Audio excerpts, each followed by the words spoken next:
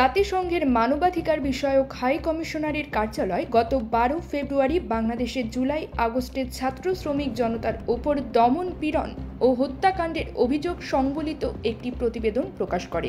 এতে রাষ্ট্রীয় সহিংসতা, সংখ্যালঘু নির্যাতন, সাংবাদিক নিপীড়ন ও মত প্রকাশের স্বাধীনতা হ্রাসের উদ্বেগ তুলে ধরা হয়। 3 মার্চ আনুষ্ঠানিক বিবৃতিতে আওয়ামী লীগ এই প্রতিবেদন পুরোপুরি প্রত্যাখ্যান করে এবং এর তদন্ত পদ্ধতিকে ত্রুটিপূর্ণ ও একপেশে বলে নিন্দা জানায়।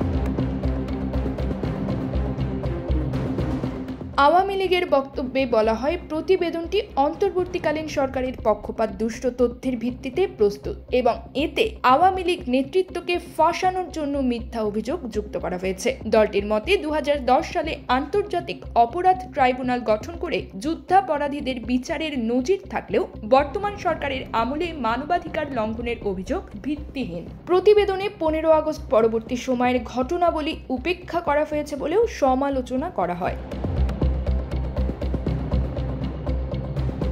OHCHR এর দাবি, আওয়ামী লীগ নেতৃত্বের নির্দেশে নিরপরাধ নাগরিকদের ওপর সহিংসতা চালানো হয়েছে।